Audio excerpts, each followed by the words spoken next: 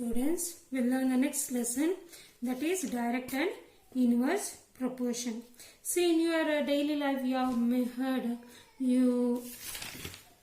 like if I will state one equation. Mohan prepares tea for himself and his sister. He uses 300 ml of water, 2 spoons of sugar, 1 spoon of tea leaves and 50 ml of milk. How much quantity each item will he need if he has to make tea for 5 persons? See, it is given for how many persons? It is for 2 persons, for himself and sister.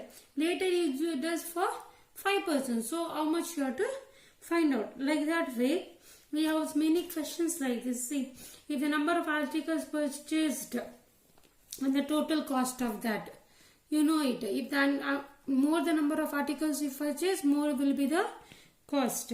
Same way, if you deposit money in a bank, depending upon your money, you will get a more interest. So like these problems you will go to find out.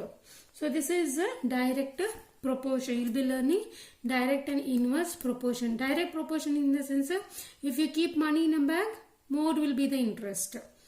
If you number of articles purchased, see, if you purchase how many articles, about that you will put extra amount. So we call it is a direct proportion. So direct proportion is nothing but if one value increases, another also increases. Is it clear? If x increases, y is also increases. So there is a formula for direct proportion. We'll learn first direct proportion. So direct proportion formula is, you can use this and you can solve the problems. That is, x1 by y1 is equals to x2 by y2.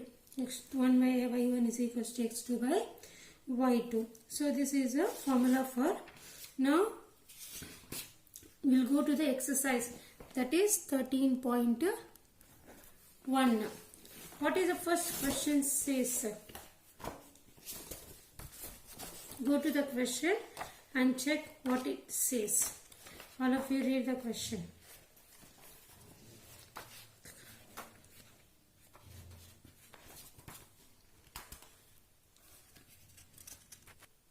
See, the question says, following are the car parking charges near a railway station up to 4 hours rupees 10, 8 hours rupees 100, 12 hours rupees 140, 24 hours rupees 180. Check if the parking charges are in direct proportion to the parking time. So we have to check. Proportion means it is a ratio form. You have to check it. Parking charges. Which is a parking charges? This is charges. And parking time is given. So we have to check. We have to divide and check whether they are in direct proportion. Direct proportion means what? It should be same. All values should be same. So if I take first one, 60 by 60 rupees, 4 hours. So what happens? 2 30s are 2 2s are. So 30 by 2. Again you can divide this. 2 1s are 2 5s are. So 15 by 1. That is 15. Second one, 100 by 8. So 2 50s are 2 4s are. So 50 by 4. Again 2 25s are 2 2s are. 25 by 2. So divide it, because this you got 15, no? So you all divide it. So 2 1s are 2, 5, 2 2s are 4, 1 remains, 0.0, 0.25s are 10. So you got 12.5 is the answer. Now we'll go for the next ratio, that is 140 by 12. So 2 6 are 2 70s are. So 70 by 6. 2 3s are 2 35s are. So again you got 35 by 3. Again divide this. What is that? 3 1s are 3, 5, 3, 1s are 3 again, 2.0, 2 6, 3 6 are 18, isn't it?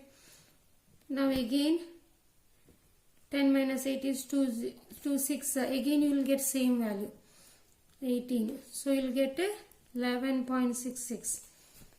Next, last one, 180 by 24. So what you will get here? Cancel 2 12s are 2 90s are. So you got 90 divided by 12. Again 2 6 are 2 45s are 45 by 6. Again divide this. So what you will get? 6 45. 6 7s are 42. So 5 minus 2 is 3 0. 6 5s are 30. So you got 7.5. So are they equal everything? Are they equal? They are not equal. So you since all the values are not same, therefore the parking charges are not in direct proportion to the parking time. This is a way to find out. Now we'll move on to the second question. Second one, what it says: a mixture of paint is prepared by mixing 1 part of a red pigment with 8 parts of the base. 1 part of red pigment and 8 parts of the base. In the following table, find the parts of the base that is needed to be added. See, they have given table, isn't it? So we'll take that table. Second question, part of pigment and parts of red pigment. Red pigment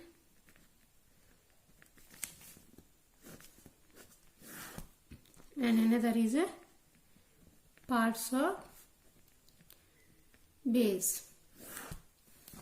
So they have given this value x 4 7 12 20. These values they have given, but you have to find out these values. Now to find out, you have formula, right? What is the formula? X1 by, what is the formula? Y1 is equals to X2 by Y2. This is a formula. So according to this, how can you take it? So you take this is X1, X2, X3, X4, X5. Same way Y1, Y2, Y3, Y4, Y5. So you know X1, Y1. So you can take that. But you don't know Y2. You have to find out it. So you have to check how to find out now. We'll use the relationship. That is X1 by Y1 is equals to X2 by Y2. Since these are increasing, this one is also increasing. So we can take it is, that is 1 by 8. First we'll take X1 is 1, Y1 is 8, X2 is equals to 4, Y2 is the question mark. So according to that, X1 by Y1 is equals to X2 by Y2. 1 by 8 is equals to 4 by Y2. So cross multiply. So what you will get here? 1 into Y2 is equals to 8 into 4. So 1 into Y2 is 32. So this value got 32. Now again we will find out X3 you know, Y3 you have to find out. But you have to use this condition X1 and Y1. So next formula it goes is X1 by Y1 is equals to X3 by Y3. So X1 is how much?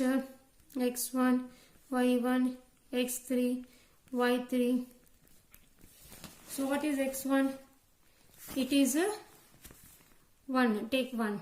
That is Y1, 8. X3, 7. This is a question mark. So this will be 1 by 8 is equals to 7 by Y3. So cross multiply, you will get 1 into Y3 is equals to 8 into 7. Now 8 sevens are 1 into Y3 is Y3 only. 8 sevens are 56. So this value is 56. Same way we will find out another one. X1 by Y1 is equals to Next what is left? x4 by y4. So values of x1, y1, x4, y4. What is x1? 1. y1 is 8. x4 is 12. y4 is a question mark. So 1 by 8 is equals to 12 by y4. So 1 into y4 is equals to 8 into 12. 1 into y4 is y4 only. 8 to the 16. 1 remains. 8 ones are 8. y4 is 96. And the last one by 5. So x1 by y1 is equals to x5 by y5. So x1 is equals to y1 is equals to x5 y5. y5 is a question mark. This is 1 8. x5 is 20. So what we'll do? 1 by 8 is equals to 20 by question mark. So cross multiply. Question mark in the sense it is y5. So what will come? 1 into y5 is equals to 8 into 20. Now 1 into y5 is y5. 8 into 20 is 160. Is it clear to you all? This is a way to find out the question. Now we'll go to the third one. Third one. What it says? In question 2 above, if one part of a red pigments are required 75 ml of base, how much red pigment should we mix with the 1800 ml of base? So all these questions like this only have to, okay? So we'll work out this. One part of a red pigment. So we'll do the works first. This is the parts of red pigment. Parts of red pigment. Next is parts of base. So they have given one part of a red pigment requires 75 ml. So one part they require 75 ml. How much red pigment? Red pigment is a question mark. Required, should we mix with 1800 ml of 1800 ml base. So you have to find out this value. Again we'll mark this x1, y1, x2, y2. So what is the formula? x1 by y1 is equals to x2 by y2. What is x1? 1 by 75 is equals to x2 you don't know. So take it as it. y2 is 1800. So cross multiply. It will be 1800 into 1 is equals to 75 into x2. So now 1800 into 1 is 1800 is equals to 75 into x2. So now what we have to do? We have to use simple equation method because we have to separate this 75. So what happens? Divide both the sides by 75. So what you will get? 1800 divided by 75 is equals to x2. Now divide this 1800 by 75. You will get the answer. So when you divide this by 75, you will get